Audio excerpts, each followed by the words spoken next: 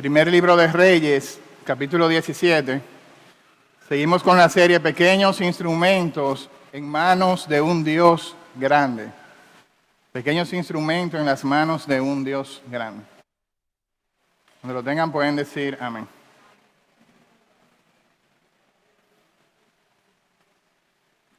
Versículo 1. Dice, entonces Elías, tisbita, que era de los moradores de Galaad, dijo a Acab: vive Jehová, Dios de Israel, en cuya presencia estoy, que no habrá lluvia ni rocío en estos años, sino por mi palabra. Y vino a él palabra de Jehová, diciendo: apártate de aquí y vuélvete al oriente y escóndete en el arroyo de Querit, que está frente al Jordán. Beberás del arroyo, y yo he mandado a los cuervos que te den allí de comer. Y él hizo conforme a la palabra de Jehová, pues se fue y vivió junto al arroyo de Querit, que está frente al Jordán. Y los cuervos le traían pan y carne por la mañana, y pan y carne por la tarde, y bebía del arroyo. Pasado algunos días, se secó el arroyo, porque no había llovido sobre la tierra. Vino luego palabra de Jehová, diciendo: levántate y vete a Sarepta de Sidón, y mora allí. Llega aquí, yo he dado orden allí a una mujer viuda que te sustente. Entonces él se levantó y fue a Sarepta. Y cuando llegó a la puerta de la ciudad, he aquí una mujer viuda que estaba allí recogiendo leña. Y él la llamó y le dijo: te ruego que me traigas un poco de agua en un vaso para que beba. Y yendo ella para traérsela, él la volvió a llamar y le dijo: te ruego que me traigas también un bocado de pan en tu mano. Y ella respondió: vive Jehová tu Dios, que no tengo pan cocido, solamente un puñado de harina tengo en la tinaja y un poco de aceite en una vasija.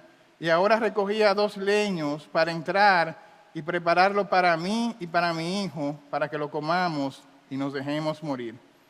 Elías le dijo: no tengas temor, ve, haz como has dicho, pero hazme a mí primero de ello una pequeña torta cocida debajo de la ceniza, y tráemela, y después hará para ti y para tu hijo, porque Jehová, Dios de Israel, ha dicho: la harina de la tinaja no escaseará, ni el aceite de la vasija disminuirá, hasta el día en que Jehová haga llover sobre la faz de la tierra. Entonces ella fue e hizo como le dijo Elías. Comió él y ella y su casa muchos días. Y la harina de la tinaja no escaseó, ni el aceite de la vasija menguó, conforme a la palabra que Jehová había dicho por Elías. Oremos en esta hora. Señor, te alabamos y bendecimos su nombre.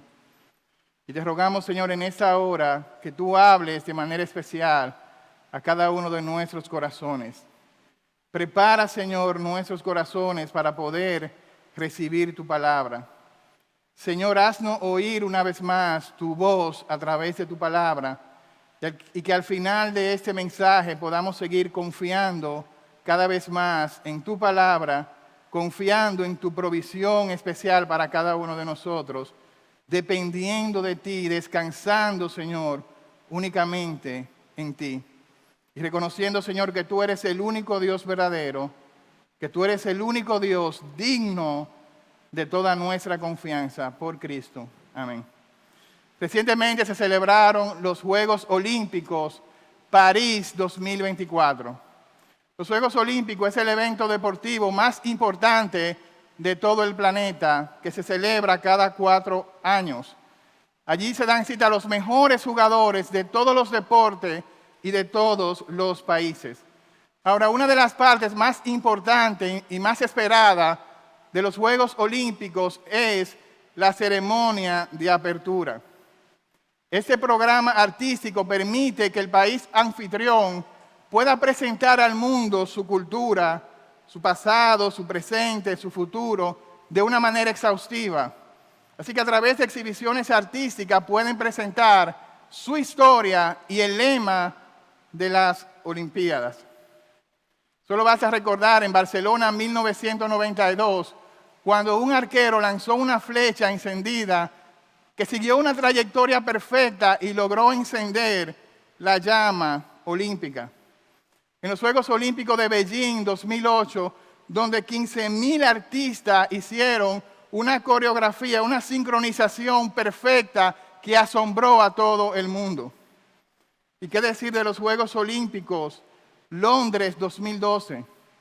Donde la misma reina Isabel se tiró de un paracaídas, nada más y nada menos, con el agente 007. Pero los recientes Juegos Olímpicos no vimos nada de eso. Los recientes Juegos Olímpicos fueron un escenario donde se evidenció al más alto nivel la decadencia moral y espiritual de una sociedad que le ha dado la espalda a Dios. Los Juegos Olímpicos en esa ceremonia nada tenía que ver con el deporte, más bien con la promoción de la ideología progresista, de la ideología de género. Utilizaron un grupo de homosexuales para escenificar la última cena, tratando de ridicularizar al cristianismo, una burla y un escarnio al cristianismo.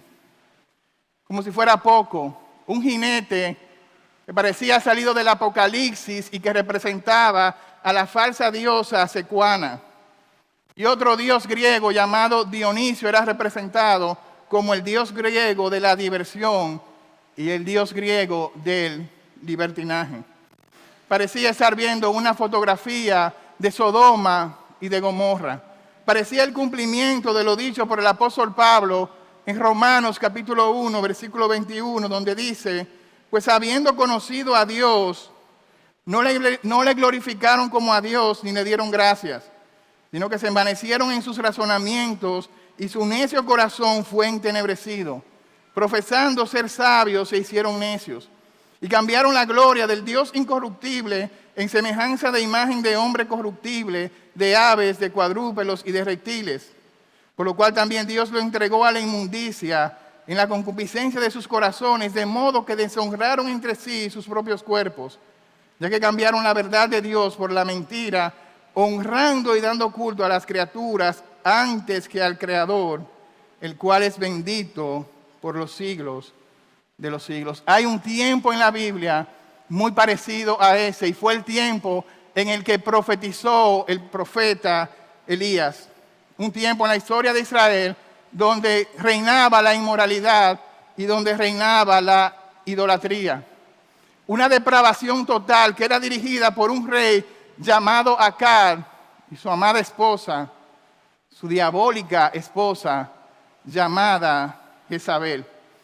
Un momento donde los siervos de Dios estaban siendo perseguidos y asesinados por Jezabel.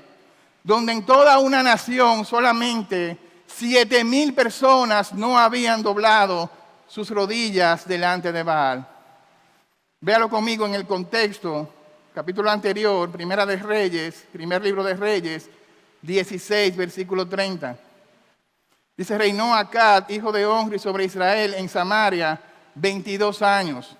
Y Acab, hijo de Omri, hizo lo malo ante los ojos de Jehová, más que todos los que reinaron antes de él. Porque fue ligera cosa andar en los caminos de Jeroboam, hijo de Nabat. Tomó por mujer a Jezabel, hija de Edbaal, rey de los Sidonios, y fue y sirvió a Baal y lo adoró. E hizo altar a Baal en el templo de Baal que él edificó en Samaria. Hizo también Acab una imagen acera, haciendo así Acab más que todos los reyes en Israel que reinaron antes que él, para provocar la ira del Dios de Israel. Versículo 34. En su tiempo Jehel de Betel reedificó a Jericó. En Josué capítulo 6, 26 había una maldición sobre toda persona que reedificara a Jericó, y aún en tiempo de Baal se edificó esta ciudad de Jericó. ¿Lo puedes ver?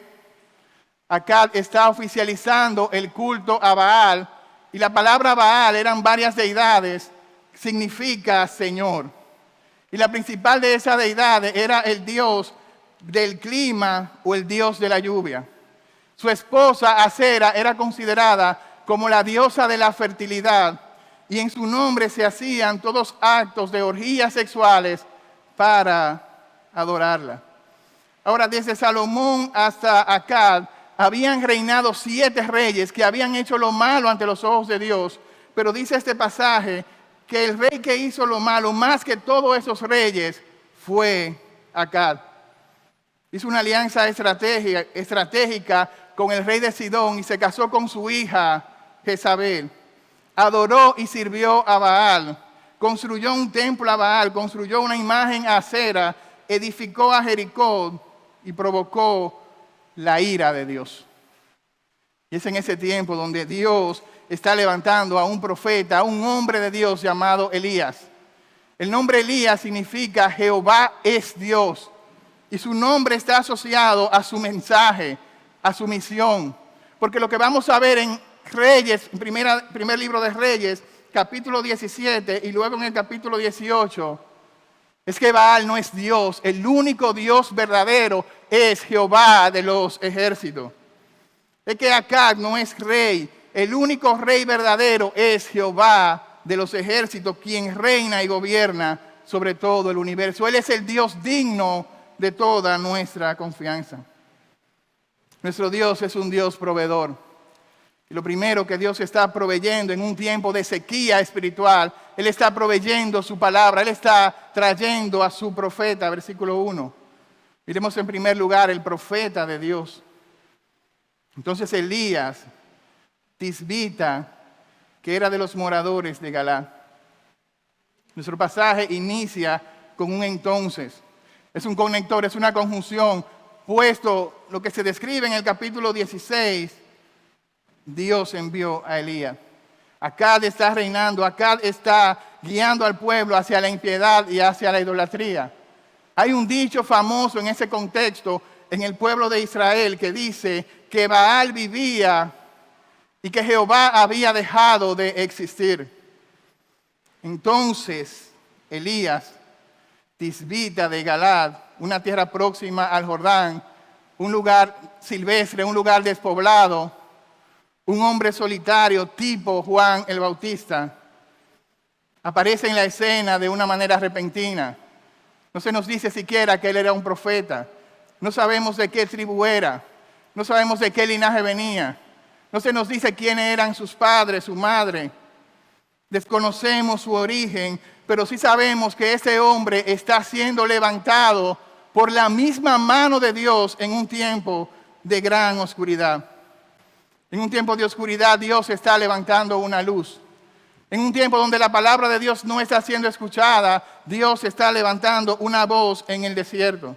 En un tiempo donde pareciera que todo el mundo está doblando sus rodillas delante de Baal, hay un profeta llamado Elías que está doblando su rodilla delante de Dios. En un tiempo donde se proclama que Jehová ha dejado de existir, hay un profeta que dice, no, Jehová es el Dios de Israel quien está vivo, quien gobierna desde el cielo. Dios en un instante ha de humillar por completo a Baal, a Acera y a todos sus seguidores. Él ha de demostrar que solo Él es Dios, que no hay otro Dios como Él, que no hay un Dios antes de Él ni después de Él que dice, mi consejo prevalecerá y haré todo lo que yo diga. En el tiempo del peor de los reyes de Israel, Dios está levantando el más ilustre de todos los profetas, el profeta Elías. Dice Matthew Henry, famoso comentarista, Dios adapta maravillosamente a los hombres para la obra a los que le llama. Los tiempos eran adecuados para un Elías y Elías era apto para estos tiempos. El Espíritu del Señor sabe equipar a los hombres para cada ocasión. Ahora, no se nos dice mucho sobre Elías, no conocemos mucho sobre él, pero sus acciones hablan más que la palabra. En primer lugar, Elías era un hombre de oración, versículo 17. Él se para en la presencia de Acab y dice, vive Jehová Dios en cuya presencia estoy, que no habrá lluvia ni rocío en esos años, sino por mi palabra. Es una oración, es una declaración que él está haciendo y esta tiene su cumplimiento en el capítulo 18, versículo 1, donde dice que pasaron 3 años y Dios le dijo, ven, muéstrate acá y yo haré llover sobre la faz de la tierra. Dios había dicho que si su pueblo se apartaba de él y se iba detrás de los ídolos, él iba a detener la lluvia temprana y tardía Así que lo que Elías está haciendo es orando conforme a la palabra de Dios. Él está orando para que Dios cumpla su promesa. Dice el libro de Santiago, capítulo 5, versículo 17, que Elías era un hombre sujeto a pasiones semejante a la nuestra. Oró fervientemente para que no lloviese y no llovió por 3 años y 6 meses. Él oró fervientemente. No es la primera vez que él está orando aquí o está declarando esto frente a Acab. Él ya había orado anteriormente. Él está orando fervientemente, él está orando vehementemente, ardientemente, apasionadamente, consistentemente, confiadamente. Él está orando. Imagínate Elías, que vivía en la montaña. Él está escuchando que en el pueblo todos están detrás de Baal. Él está escuchando que hay un rey que se ha levantado, que ha quitado la adoración a Dios y que está introduciendo la adoración a Baal. Y él se dice, ¿y qué puedo hacer yo? Dice él. Si yo simplemente soy un hombre de la montaña, yo puedo hacer es orar al único Dios verdadero. Todos están doblando sus rodillas delante de Baal. Mis vecinos están doblando sus rodillas delante de Baal. ¿Qué puedo hacer yo? Dice Elías. Yo puedo doblar mis rodillas delante del único Dios verdadero. Y en toda esa historia, Elías siempre está orando. Mire el versículo 20. Cuando la hija de la viuda muere, él oró a Dios y Dios escuchó su oración. Capítulo 18, versículo 36. Él oró a Dios por fuego y Dios envió fuego del cielo. Decía Martín Lutero, la oración es el refugio más seguro en todo momento. La oración es el refugio más seguro en todo momento. Y James Montgomery dice, orar es confiar en que Dios es soberano y es capaz de cambiar lo que sea, es capaz de cambiar lo que Él tenga que cambiar para su gloria. En primer lugar, Elías es un hombre de oración. En segundo lugar, Elías es un hombre que le teme a Dios. Dice el versículo 17, que dijo Acab, vive Jehová, Dios de Israel, en cuya presencia estoy, que no habrá lluvia ni rocío en estos años, sino por mi palabra. Él le teme a Dios. Él está frente al rey más poderoso, el rey que está matando a todos los profetas. Él está enfrentando cara a cara y dice, yo tengo un mensaje que darte. Baal, a quien tú sirves, no es Dios, Jehová es Dios. Baal está muerto, Jehová es el único Dios verdadero. Ahora, tú le sirves a Baal, el Dios del clima, el Dios de la Biblia. El Dios a quien yo le sirvo dice que no habrá lluvia hasta que Él lo diga, hasta que Él ordene. No es Baal que controla el clima, es Dios que controla la lluvia, porque dice la palabra, de Jehová es la tierra y su plenitud, el mundo y lo que en él habitan. Deuteronomio 11:14, Él manda la lluvia temprana y tardía. En una sociedad donde todos temen a Acab, en una sociedad donde todo el mundo está doblando sus rodillas delante de los Baales, hay un hombre que le teme a Dios y que está doblando sus rodillas delante del único Dios verdadero. Mire cómo él dice, vive Jehová en cuya presencia estoy. Él está delante de Acab, pero al mismo tiempo él está delante de la presencia del Señor. Él no lo está haciendo por su propio poder, por su propia fuerza. Él está dependiendo del Señor. Él es consciente de que el Señor está con él. Hay una versión que dice, delante del Dios a quien yo le sirvo. Delante del Dios a quien yo represento. El temor de Dios vence el temor al hombre. Elías fue llamado a comunicar el mensaje quizás más desagradable delante de este rey, el rey que está dispuesto a matarle, pero él no titubeó en ningún momento en su misión, en su tarea. Hermano, vivimos en tiempos peligrosos, al igual que Elías. Pero yo creo que Dios está levantando una generación de hombres y mujeres que le temen a Dios y que no van a doblar sus rodillas delante de los Baales de este mundo. Son hombres y mujeres que son conscientes de la presencia de Dios, que saben que aunque el diablo se levante como un río, el Espíritu de Jehová levantará bandera. Que pueden decir, como decía el salmista en el Salmo 27, Jehová es mi luz y mi salvación, ¿de quién temeré? Jehová es la fortaleza de mi vida, ¿de quién he de atemorizarme? Aunque un ejército acampe contra mí, no temerá mi corazón. Aunque contra mí se levante guerra, yo estaré confiado. Elías es un hombre de oración. Elías es un hombre que le teme a Dios. Y en tercer lugar, Elías es un hombre que está siendo guiado por la palabra de Dios. Versículo 2.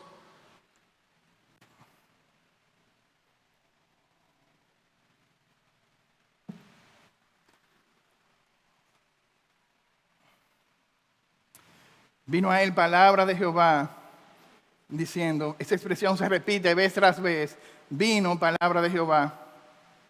En el versículo 1 dice, no habrá lluvia hasta tanto salga la palabra de mi boca. Él entiende que la palabra que sale de su boca, versículo 2, es la misma palabra de Jehová. Versículo 8, vino la palabra de Jehová diciendo. Capítulo 18, versículo 1, vino la palabra de Jehová a Elías. Un hombre que tiene la palabra de Dios. Un hombre que habla la palabra de Dios y la palabra de Dios se cumple. Un hombre que está siendo guiado por la palabra del Señor. Él está obedeciendo. Versículo 5, fue e hizo conforme a la palabra de Dios. Versículo 8, la palabra de Dios le dijo, levántate. Versículo 10, entonces él se levantó y fue a Sarepta. Es un hombre que no está siendo guiado por sus emociones, por sus deseos, por sus caprichos. Él está siendo dirigido por Dios mismo. Él no está tratando de cambiar la voluntad de Dios. Él no está tratando de interpretar la voluntad de Dios. Lo que él está haciendo es obedeciendo la voluntad de Dios, aunque no la entiende. Él no dice, Señor, pero ¿cómo me voy a parar frente a Acab? Si Acab está matando a todos los profetas. Señor, pero ¿por qué voy a ir al Querit si es un simple arroyo? ¿Qué voy a comer en ese lugar? Señor, pero ¿por qué tú me mandas a Sidón, donde una viuda? ¿Cómo tú crees que una viuda pobre me puede sostener? Elías está obedeciendo a Dios. Él está entrando en la voluntad del Señor. Dice John MacArthur, la oración genuina no busca cambiar la voluntad de Dios, sino alinearnos con ella y someternos a su perfecta sabiduría. Un hombre de oración, un hombre que le teme a Dios, un hombre que es guiado por la palabra de Dios, que está en la voluntad de Dios. Y a veces la voluntad de Dios nos guía a lugares que nosotros no estábamos esperando. Versículo 2, mira ahora la provisión de Dios. Vino palabra de Jehová diciendo, apártate de aquí y vuélvete al oriente y escóndete en el arroyo de Querit, que está en el Jordán. Beberás del arroyo y yo he mandado a los cuervos para que te den de comer. Él hizo conforme a la palabra de Jehová, pues se fue y vivió junto al arroyo de Querit, que está frente al Jordán. Los cuervos le traían pan y carne por la mañana y pan y carne por la tarde, y bebía del arroyo. Un pequeño arroyo próximo al Jordán. ¿Por qué Dios lo envía a ese lugar? Primero para protegerlo. Primera de Reyes capítulo 18 vemos que Acab está buscando a Elías por todos los reinos para matarle. Él cree que Elías es el culpable de la sequía.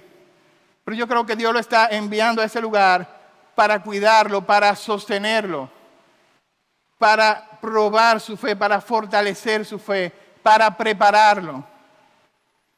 Él tiene que aprender a confiar en Dios. El propio profeta tiene que aprender a confiar en Dios en tiempos de necesidad, en tiempos de crisis.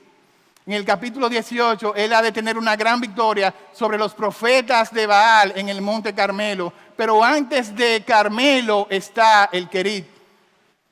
Es el lugar donde Dios está preparando su corazón. Dios está usando a Elías para preparar al pueblo, pero Dios está usando este lugar de soledad para preparar el corazón de Elías ahí en la soledad. Antes de Carmelo está el Querit. Antes de Goliat está la soledad en el redil. Antes de derrotar al faraón está el desierto. Antes de la gloria de la resurrección está el sufrimiento de la cruz. Y allí en el Querit, Elías ha de experimentar la provisión especial de parte de Dios.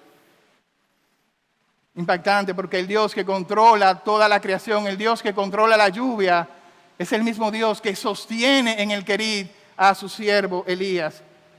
Es el mismo Dios que cuida de ti. Es el mismo Dios que cuida de cada uno de nosotros es un Dios proveedor. En Israel hay hambre por causa de la sequía. Todos en Israel están clamando a Baal, pero Baal no escucha la oración.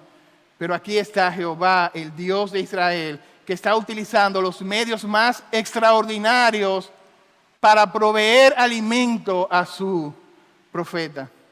Así de grande es nuestro Dios. Así de fiel es nuestro Dios. Así de bueno es nuestro Dios.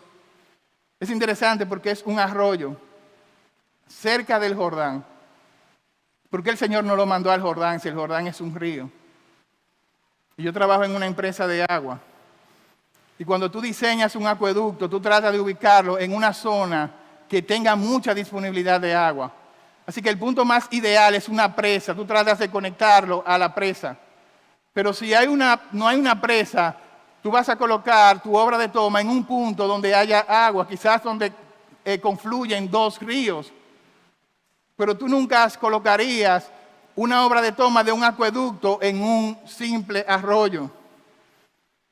El diccionario dice que un arroyo es un caudal corto de agua. Un arroyo, a diferencia de un río, dice el diccionario, tiene escaso caudal que incluso desaparece en tiempos de sequía. Elías acaba de profetizar una sequía y Dios lo envía a un simple arroyo, el arroyo de Kerit. Tiene el potencial de en cualquier momento secarse. Es el lugar donde Elías aprende a confiar en Dios. Es el lugar donde tú aprendes a depender cada día, a depender completamente, no de tus recursos, sino a depender del Señor. Es el lugar donde tú aprendes a vivir por fe y no por vista. Gloria a Dios por el Kerit. Es el lugar donde la fidelidad de Dios es demostrada en su máxima expresión. A veces estamos ahí en el Kerit y nos quejamos. Elías se pudo quejar cuando él veía que ese arroyo, a medida que avanzaba la sequía, traía cada vez menos agua. Él quizás se pudo quejar. Se está secando el arroyo. En términos prácticos, cuando no tienes un trabajo, tú dices, Señor, no tengo un empleo. Pero Dios nunca te ha dejado solo. Dios siempre ha provisto todo lo que tú has necesitado. O cuando tienes un trabajo y dices, mira, no me alcanza para el mes. En vez de darle gracias a Dios por el trabajo que te ha dado. Hay hambre y Dios está sustentado a su siervo con agua, con pan, con carne.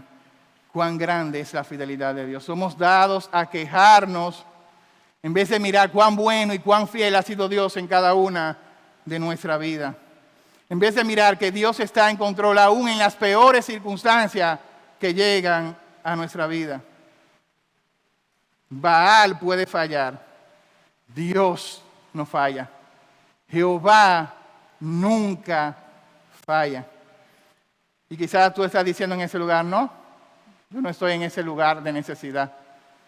Al contrario, Dios me ha enviado un río de prosperidad, un río de mucha bendición. Gloria a Dios por ese río. Pero aún los grandes ríos se pueden secar.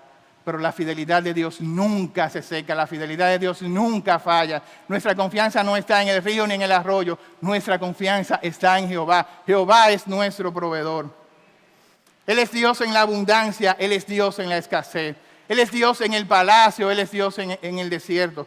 Él es Dios en pastos verdes, pero también es nuestro Dios en medio de la tormenta. Él es Dios cuando tenemos todo, pero también cuando no tenemos nada. Él es Dios en tiempo de lluvia, pero también es Dios en medio de la sequía. Ese es el Dios que tú y yo adoramos. Así que aquí hay una provisión especial a través del arroyo. Pero mire una provisión especial también a través de los cuervos. Versículo 4. Yo he mandado a los cuervos que te den de comer. Los cuervos están obedeciendo un mandato de Dios.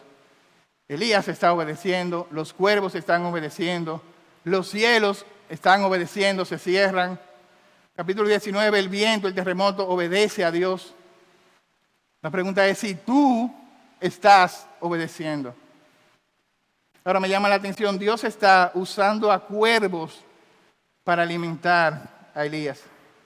En el capítulo 18, Dios utiliza a un hombre llamado Abdías para sostener a 100 profetas. ¿Por qué no le dijo a Abdías que sostuviera a Elías? Es interesante porque Abdías sostuvo a estos 100 profetas con pan y agua. Y Dios en el Querid está sosteniendo a Elías con pan y carne. Es decir, es un menú mucho más completo a través de cuervos. ¡Wow! ¡Qué impresionante es nuestro Dios! Los cuervos eran considerados como animales inmundos. Levítico 11:15. El pueblo no podía alimentarse de cuervos porque era una abominación, pero Dios está utilizando animales inmundos para sostener a su profeta, porque Dios usa los medios que sean necesarios para llevar a cabo su propósito, porque Él es Dios soberano. Él usa la hija de Faraón, Él usa la onda de David, Él usa la vara de Moisés. Él puede abrir el cielo y hacer caer maná. Él puede usar 5 panes y 2 peces para alimentar a una gran multitud. Dios usa los medios que Él quiera para proveer a su pueblo. Los cuervos son aves de presa. Es tiempo de sequía, es tiempo de hambruna, pero Dios está usando aves de presa para alimentar a Elías. Los cuervos son animales que en el campo son asociados con la muerte. Cuando usted ve varios cuervos, usted dice, bueno, ahí hay un cadáver. Porque su comida favorita es la carroña.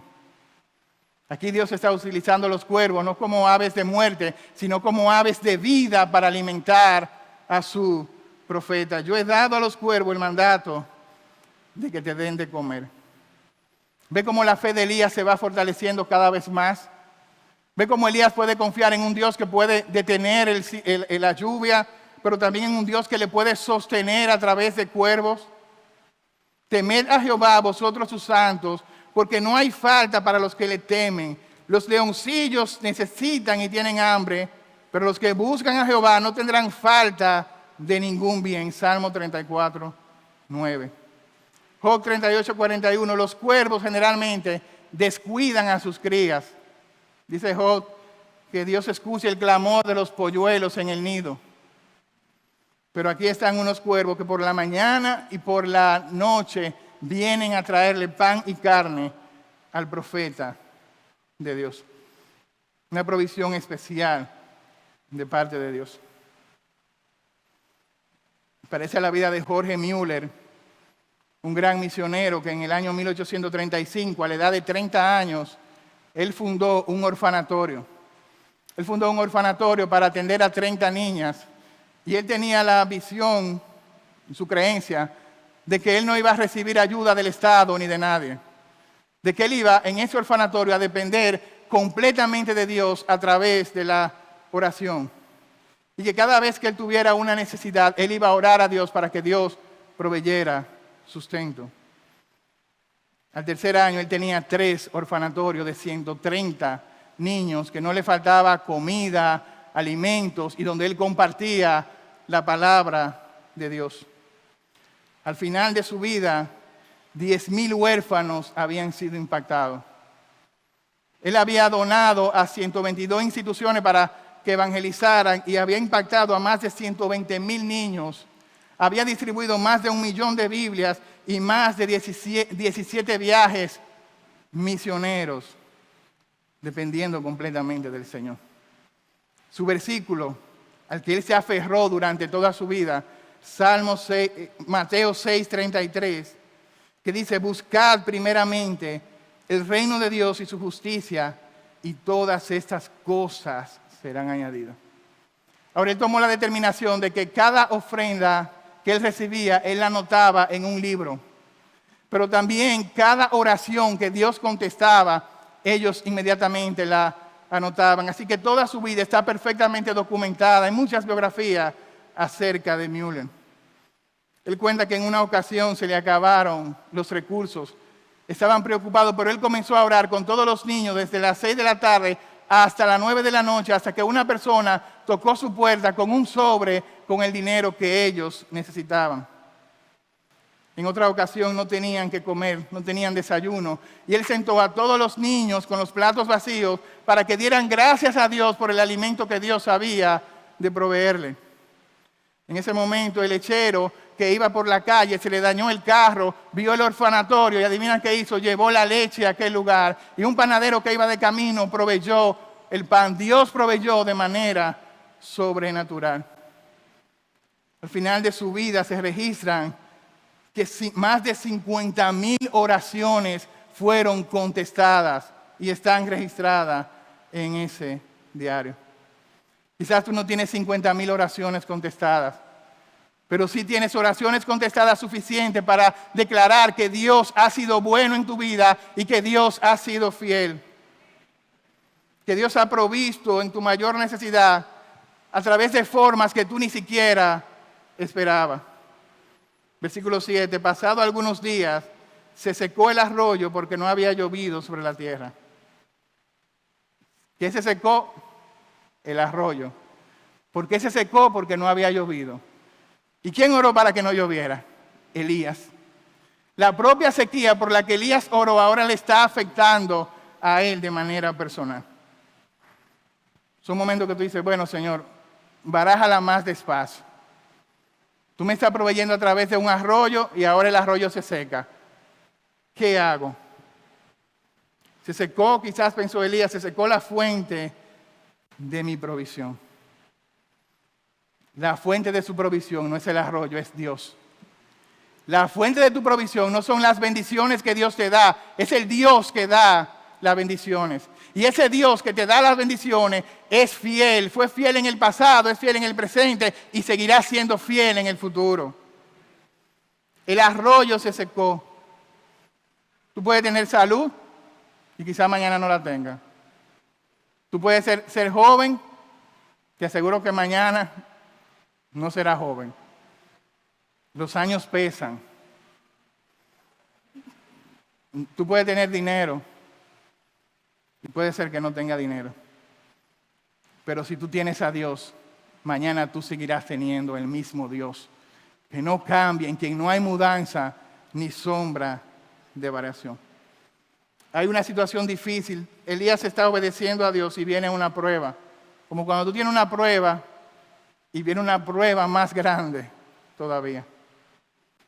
Dios es sabio y Dios sabe por qué permite que se sequen los arroyos en su sabiduría. No es el medio que Dios está usando. Él puede usar cuervos, puede usar ángeles. Dios puede hacer caer maná, puede enviar carne o pan por medio de cuervos. Él puede usar el arroyo, puede permitir que se seque, pero Él sigue siendo nuestro proveedor. La fuente de nuestra bendición no está en las dádivas, está en el Dios que da las dádivas. La fuente de nuestra bendición no está en los hombres, como leía el hermano, no está en los príncipes, no está en los políticos, no está en los ríos, no está en los montes. Dice el salmista, alzaré mis ojos a los montes.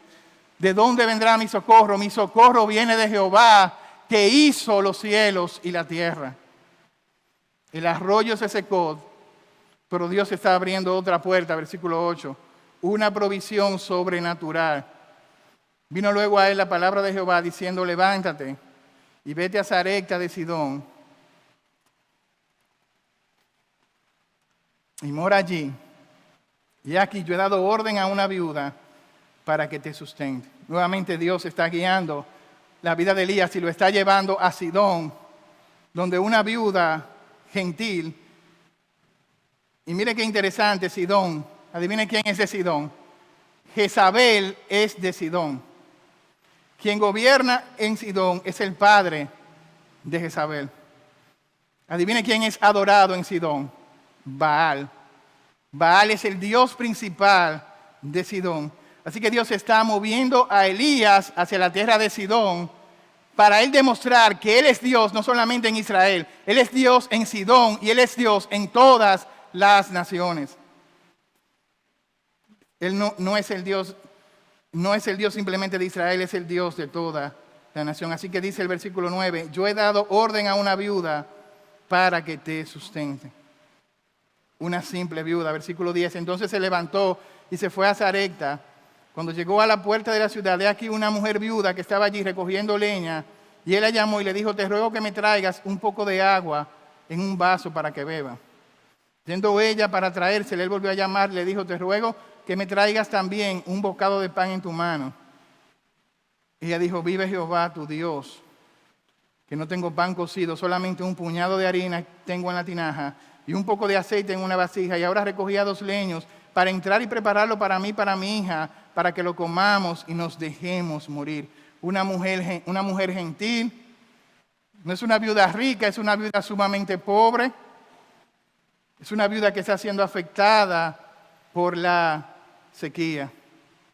Lo último que le queda para sostenerse en una tinaja y un chin de aceite en una vasija. Ahora, la confianza de esta viuda estaba en esa tinaja y en esa vasija.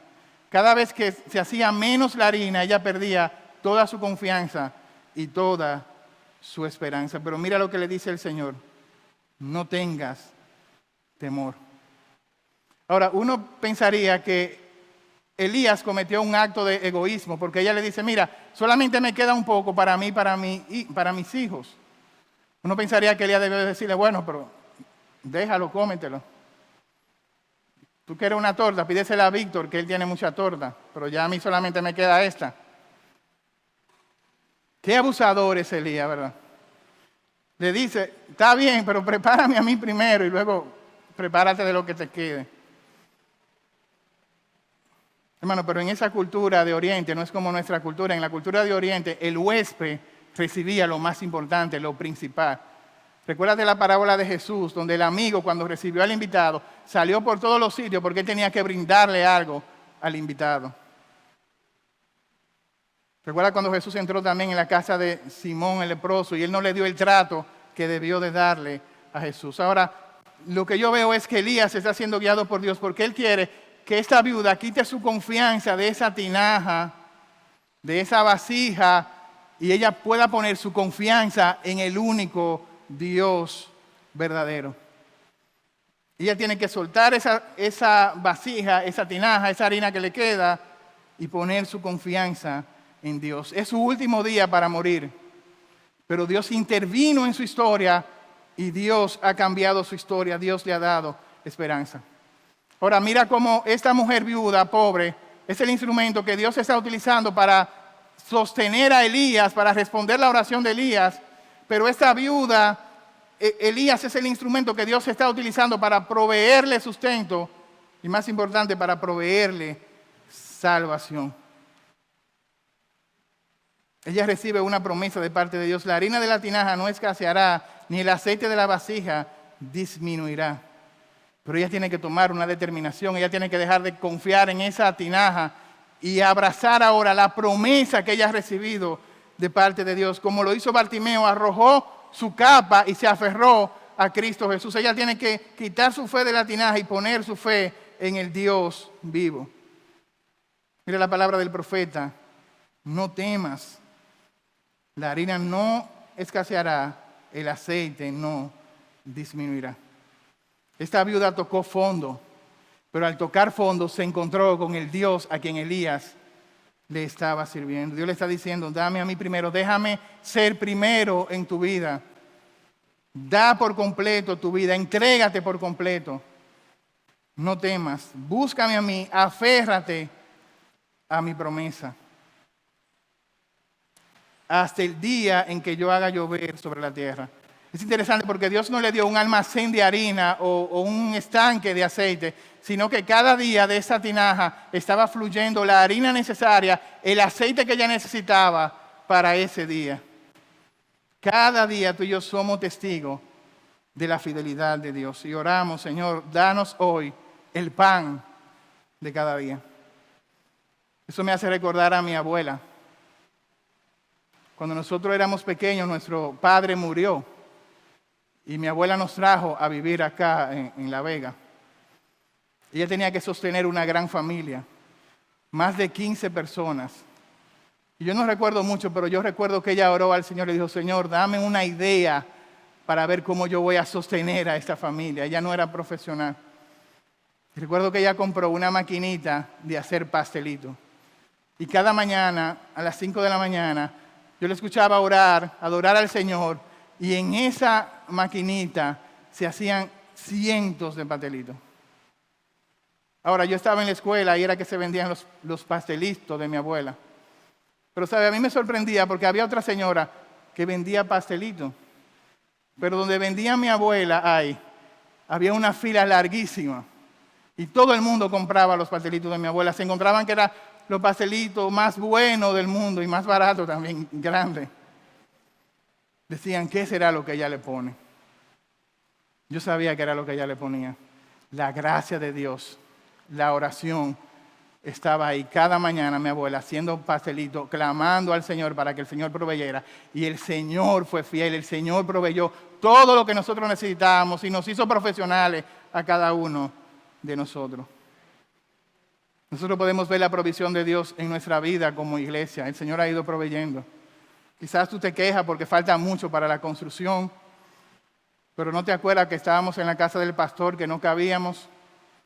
El Señor proveyó una carpa donde le adoramos. Vino un tornado, se llevó por completo la carpa. Ahí estábamos nosotros cosiendo la carpa, aprendiendo a depender de Dios, haciendo ministerio para Dios sin dinero, sin recursos. Cuando teníamos que armar un campamento y teníamos 5,000 pesos, todavía tenemos teniendo 5,000 pesos para la decoración. Solamente hay 5,000 en el presupuesto. Y luego venían esos predicadores y decían, wow, pero ustedes tienen una decoración grandísima. Ustedes gastan mucho dinero en la decoración. No, el Señor proveyendo todo lo que nosotros necesitábamos. Cuando estábamos en el colegio, que teníamos que abandonar el colegio, necesitábamos más de 1,5 millones para echar ese techo. Y estábamos detrás de lo político con una carta, hasta que dejamos de caerle atrás a lo político y confiamos en la provisión de Dios. En ese momento, una viuda de nuestra iglesia vino con esta ofrenda especial y dijo, yo quiero ser parte de la construcción, yo quiero donar una plancha de alucín. Y otro hermano donó una viga. Ahí está la viga, ahí está el alucín. Nuestro Dios es fiel, proveyendo todo lo que nosotros necesitamos. Recuerdo en una ocasión, estábamos construyendo el 3er nivel y dije, Señor, se nos acabó el dinero, no tenemos ya para echar el piso. Y un hermano nos llamó y nos dijo, mira, el Señor me dice que te dé una ofrenda. Hay una ofrenda para terminar el salón. Y en mi corazón yo dije, Señor, pero esa ofrenda solamente da para el piso. Yo tengo que pagar a los trabajadores. No me alcanza para pagar a los trabajadores. El Señor obró de una manera milagrosa, porque una hermana el domingo, por quien habíamos estado orando para que Dios le diera un trabajo, para que la nombrara en educación, me dijo, la oración que estábamos hecha se cumplió, me nombraron en educación y eso es una ofrenda para el piso. Hermana, ¿para qué? Para el piso, yo no sé qué piso, pero es para el piso. El Señor se glorificó proveyendo todo lo que nosotros hemos necesitado. Así de fiel y de sorprendente es nuestro Dios. Es una provisión especial, pero también es una provisión, a Elías, sobrenatural. La harina no escaseó y el aceite no menguó.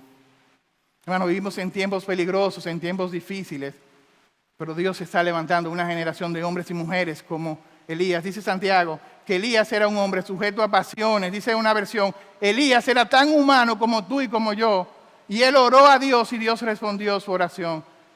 Sabes que el Dios de Elías es el mismo Dios de nosotros. Tú también puedes orar a Dios y Dios ha de responder tu oración. Versículo 15, la promesa se cumplió. Dice que Elías comió, ella comió en su casa por muchos días y la harina de la tinaja no escaseó, ni el aceite de la vasija menguó, conforme a la palabra que Jehová había dicho por Elías. Acera, la diosa falsa de la fertilidad, fue derrotada. Baal, el dios de la lluvia, fue derrotado en su mismo territorio y fue demostrado que Jehová, el Dios de Israel, es el único Dios verdadero. Conforme a la palabra que Jehová ha dicho a través de Elías, que nuestra confianza sea esa, confianza en la palabra de Dios, confianza en la provisión de Dios. Ahora mire cómo termina el versículo 24, esta mujer. Ella termina diciendo, ahora conozco que tú eres varón de Dios, que la palabra de Jehová es verdad en tu boca. Wow, Dios trajo no solamente una provisión material, no solamente fue la harina, el aceite. Dios trajo salvación a la casa de esta mujer gentil. Y Jesús utilizó este pasaje en Lucas capítulo 4, 25, diciendo que Elías no fue enviado a una viuda en Israel, sino que fue enviado a una viuda en Sarepta de Sidón, fue enviado a los gentiles. Fue esta viuda que abrió su puerta para recibir a Elías, para recibir el profeta de Dios, para recibir salvación. Ahora, tu mayor necesidad en esa hora, si tú no conoces al Señor, no es que Dios provea pan, aceite, harina. Tu mayor necesidad es que el gran profeta de quien Elías es tipo, nuestro Señor Jesucristo, que no tiene principio ni fin, entre a tu vida y te salve. La mayor provisión que Dios ha hecho no es harina, no es una provisión física, es la provisión de su Hijo. Él ha provisto un Salvador. Dice Juan 3:16, porque de tal manera amó Dios al mundo que ha dado, que ha provisto a su Hijo, para que todo aquel que en Él cree no se pierda, mas tenga vida eterna. Esta mujer gentil empezó adorando a Baal, empezó adorando a Acera, y ahora ya termina conociendo que el Dios de Elías es el único Dios verdadero. Ojalá esa sea tu historia si no conoces al Señor, que tú termines confiando en nuestro buen Dios y Salvador, y que tú puedas arrepentirte de tus pecados y clamar al Señor por misericordia. Y si tú eres creyente, tú puedas seguir confiando en ese Dios en quien tú y yo creemos. Bienaventurado el pueblo cuyo Dios es Jehová, la nación que Él ha escogido para sí. Dice Salmo 146, aleluya, oh alma mía, alaba al Señor, alabaré al Señor mientras yo viva, cantaré alabanzas a mi Dios mientras yo exista. No confíes en príncipes, en hijo de hombre en quien no hay salvación. Su espíritu exhala, Él vuelve a la tierra. En ese mismo día desaparece su pensamiento. Bienaventurado aquel cuya ayuda es el Dios de Jacob, cuya esperanza está en el Señor su Dios, que hizo los cielos y la tierra, el mar y todo lo que en ellos hay. El Dios que es digno de toda nuestra confianza. Oremos en esta hora. Señor, te agradecemos. Te damos gracias, Señor, por tu palabra. Señor, en medio de esta ciudad, de esta generación en la que tú nos has colocado, rogamos, Señor, para que tú nos dé la valentía que le diste a Elías para poder proclamar tu palabra. Ayúdanos, Señor, a ser hombres y mujeres de oración, hombres y mujeres que te teman a ti, hombres y mujeres que dependan cada día de su vida, de tu provisión. Gracias, Señor, por lo fiel, por lo bueno que tú has sido para cada uno de nosotros, por lo bueno que tú has sido para nuestra iglesia, Señor. Sigue, Señor, proveyendo, sigue, Señor, abriendo puertas. Sigue, Señor, mostrando a Cristo a cada una de las personas que están en ese lugar que no te conocen. Te lo rogamos por los méritos de Jesús. Amén. Señor le bendiga.